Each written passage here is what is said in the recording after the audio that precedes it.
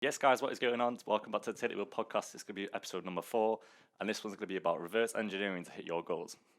So, first of all, what is reverse engineering? So, reverse engineering is a concept where you take a final product, something that's been achieved, something that works well, and then you deconstruct that and find out what the components are, what's made it that successful, and maybe identify areas for improvement.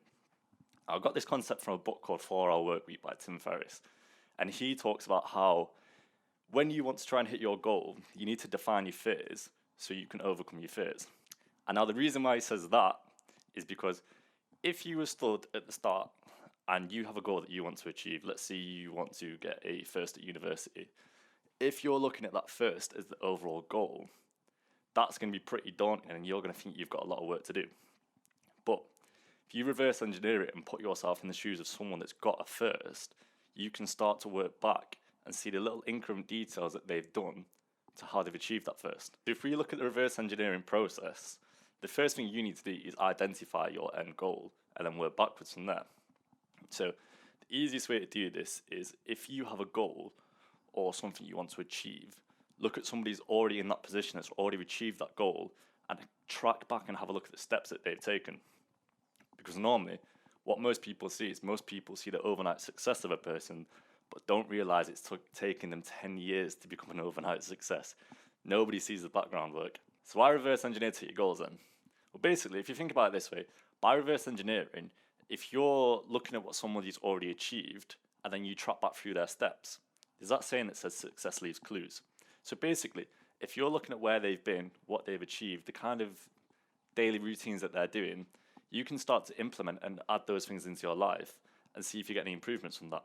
Because remember, life's a zero-sum game, so it's all about trial and error, see what actually works for you. So if you look at the reverse engineering process, there's 3 steps to it. The first step is you need to identify your goal. So you need to have a clear goal in mind of where you want to be, what you want to achieve, or the kind of person you want to be. And then from there, you can start having a look at people that are in that position and see if they've left any clues as to how they've got there. So if we look at this position from, if you are someone that wants to lose weight and that's your goal, you can have a look at people who you know maybe in your friendship groups or through Instagram maybe that have lost weight.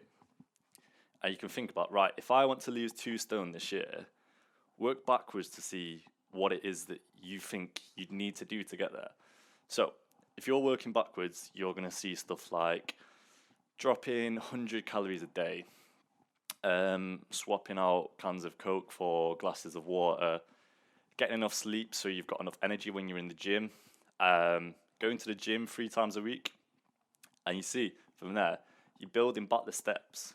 Instead of being stood in the first initial place thinking, shit, I need to lose 2 stone, by working back, you can start seeing these little incremental steps, which then you can put into and build into your week, which will help you hit that overall goal. Right, so the second concept of the reverse engineering process is something called Murphy's Law. Murphy's Law states that anything that can go wrong will go wrong. So implementing that into your reverse engineering process, you've now got all the steps backwards that you need to take to achieve that overall goal. You can see step by step of the stuff that you need to hit each month, each week, each day to get to that goal. But Murphy's Law, something will go wrong. So in that process, you need to identify some fail-safes. So let's go back to losing weight again. If you want to lose 2 stone, but you know your best mate's birthday is coming up, you're going to go out to a restaurant, and you're trying to drop calories, obviously that's not ideal. But Murphy's Law, and obviously including your fail-safes, if you want to hit your calories still, but obviously still binge at the restaurant, have a nice time, have a few drinks, maybe the week before or the week after, drop your calories as a fail-safe to then accommodate for that meal. Right, and then finally, milestones. So once you've identified these little incremental steps that you need to take to reach this overall goal, it's time to plan them into a process. So you could do this through making a flow chart over a year period, or just mark some dates on your calendar. But the idea is that you're tracking when you need to hit these targets to keep you motivated and to keep you productive. Now, the reverse engineer process isn't just for identifying your goals, it's also for identifying your fears. Now, if you think about it this way, a lot of people these days have hobbies or passions that they want to pursue. Maybe you want to start a podcast yourself or start a blog.